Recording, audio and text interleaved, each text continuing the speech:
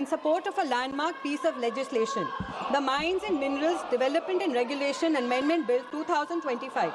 This is a Sankalp Patra, a solemn promise and pledge to the people of our nation.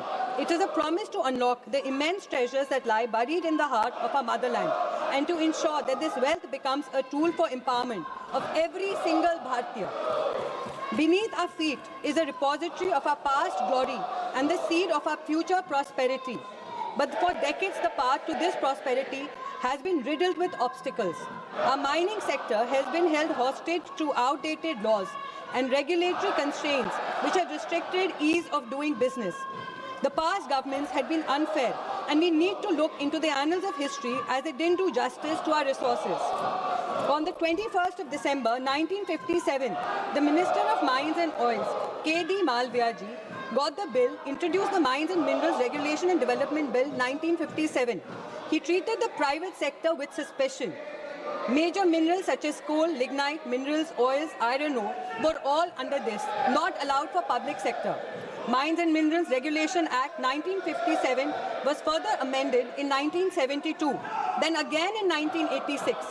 But the severe regulatory regime introduced by the MMDR in 1957 and the statutory amendments of 72 and 86 continued till the early 90s. The amendments in the bills seem to perpetuate government control. Today, Modi ji's dream is different. He wants to give control out of that. He is not the one who wants to control everything. He is working towards strengthening Bharat, the story of Bharat, and unchaining the potential of India's mines and resources. The bill is a beacon of transparency, a catalyst for growth, and a testament to our commitment to Antyodaya. The bill will empower Bharat in three fundamental ways.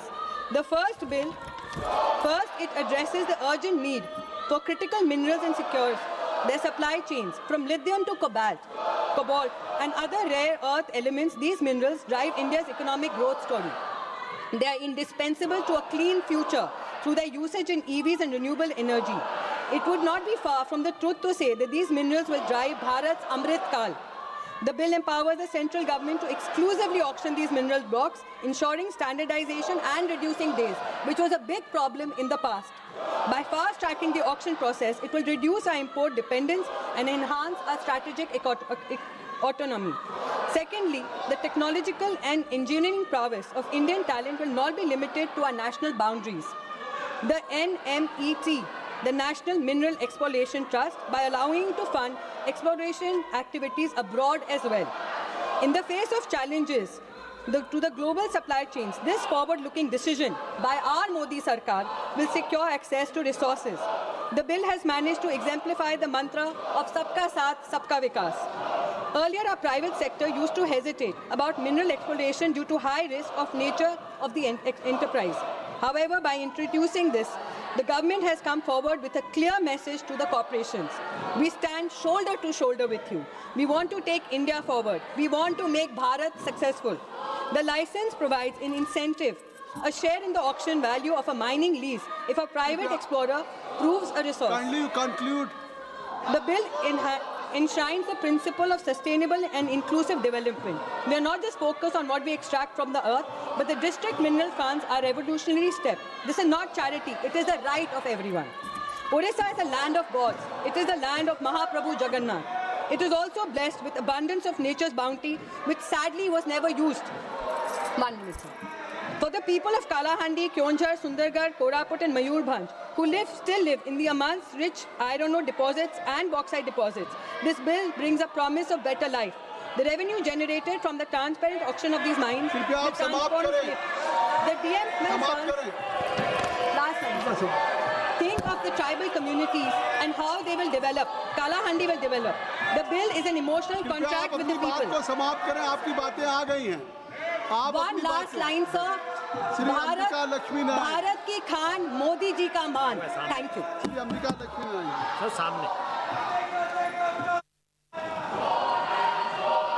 Thank you, Honorable Chairperson, sir.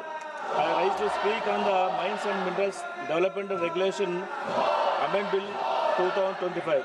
In the last 10 years under the NDA government, under the leadership of Sri Narendra Modi ji, India's mining sector has been strong and sustained growth. Since 2015, 385 mineral blocks have been auctioned with 50 mines already in production. Iron ore production more than doubled from 129 million tons in 2014-15 to a record 289 million tons in 2024-25. Limestone production rose significantly from 295 million tons to 406 million tons in the same period. The sector's gross value added increased from 2.9 lakhs crores to 3.18 lakh crores between 2014 and 15 and 2023. This bill builds on the progress by improving transparency, accelerating approvals and empowering states, all essential steps towards India's mineral security and continued economic growth. I wish to highlight some of its most commendable provisions. Clause 2, which defines and facilitates a regulated mineral exchange, is a game changer. This will bring transparency and fair price discovery, aligning us with global benchmarks like the London Metal Exchange. It eliminates the opaque practices of the past, boosts investor confidence, and ensures the public gets its due share of the mineral wealth. Clause 3 allows for a one-time continuous area extension for deep-seated mineral leases. This is pragmatic approach that will significantly accelerate the exploration of production of critical minerals like lithium, cobalt, and rare earths, which are vital for our energy transition and strategic resilience.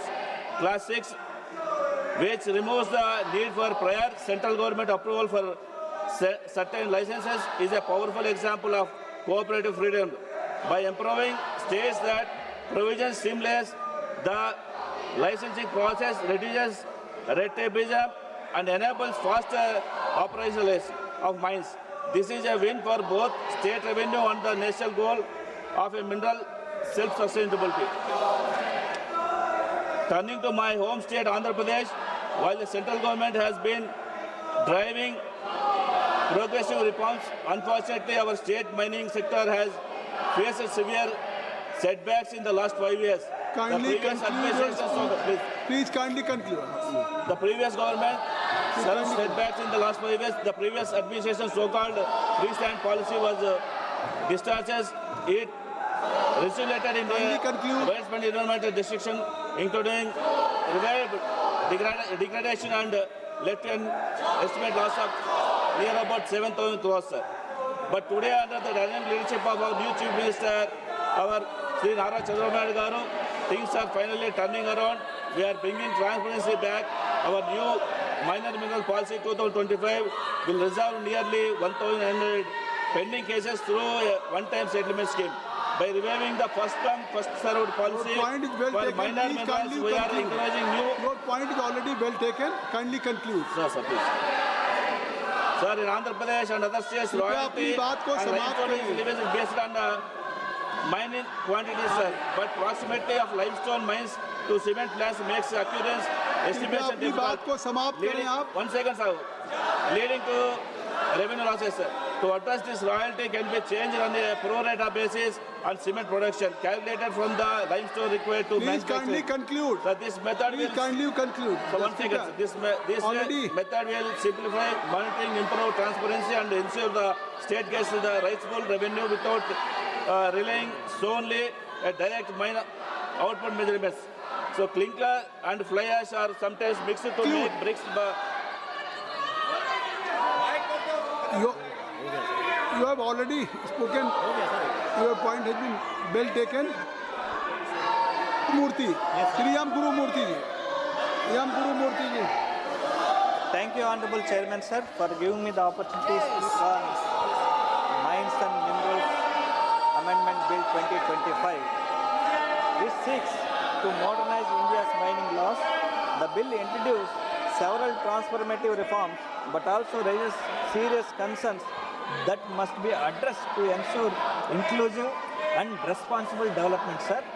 So I'll address some few positive points. Sir, in section 6A, the bill allows one-time expansion of mining lease areas for deep-seated minerals, sir, up to 10% for leaseholders and 30% for composite license holders, sir. This enables